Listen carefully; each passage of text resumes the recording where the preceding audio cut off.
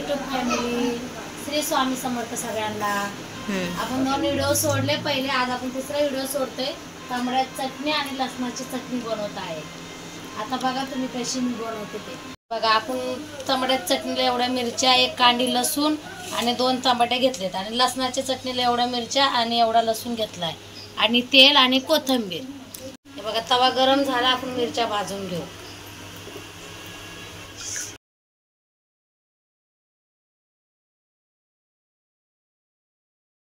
बघा थोडंसं आपण तेल टाकून घेऊ आणि मिरच्या चांगल्या भाजून घेऊ।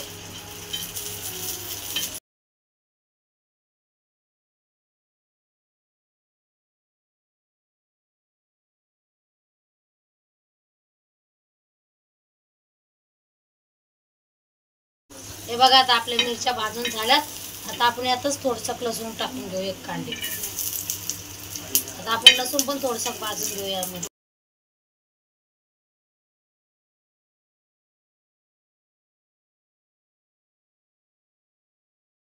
तवा गरम आहे, आपण तेल टाकून घेऊ त्यामध्ये आणि 2 टमाटे आपण घेतलेले ते कापू आणि त्यात टाकून घेऊ।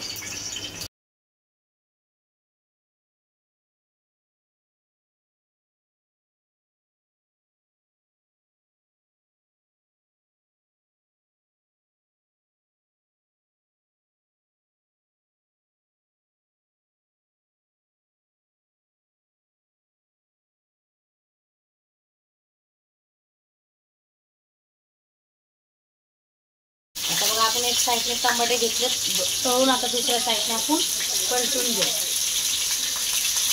दोन्ही साईडने चांगले भाजून घ्यायचे टमाटे, जोपर्यंत टमाट्यामधलं पूर्ण पाणी जळत नाही तोपर्यंत।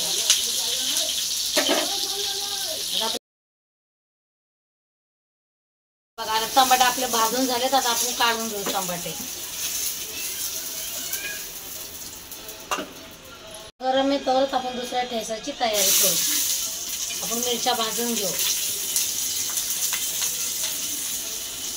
बघा आपल्या दुसऱ्या ठेचाच्या पण मिरच्या चांगल्या लाल जरद भाजून झाल्यात। आपण त्यात लसूण टाकू, जरा चांगलं भाजू।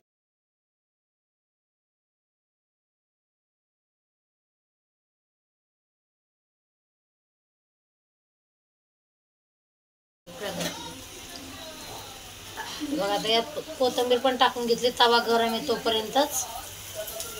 आपल्याला चांगले एकजीव करू।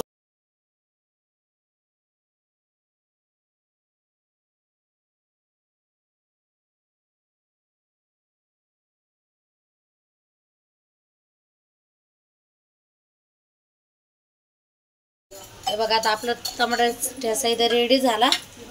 आता आपण लसणाचा ठेचा वाटून घेऊ। हे बघा आपण ना मिरचीचा ठेचा तव्यावरच वाटून घेणार आहे।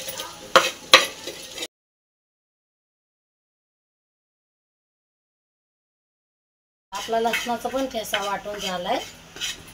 त्यामध्ये तुम्ही आपला ठेचा झालाय लसणाचा कुटून। जर तुम्हाला तिखट नसेल पाहिजे तुम्ही यात 1 लिंबू पण पिळून टाकू शकता, म्हणजे तिखटपणा तुमचा कमी होईल आणि तुम्ही खाताना ज्याला तिखट जमत नाही त्यांनी 1 लिंबू पिळून या ठेच्यामध्ये खाऊ शकतात। आता आम्हाला तिखट जमतं त्यामुळे आम्ही लिंबू पिळून नाही टाकलं।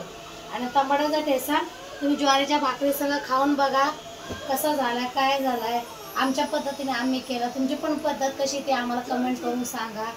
आणि जर आवडलं तुम्हाला तर लाईक आणि सबस्क्राईब करायला विसरू नका।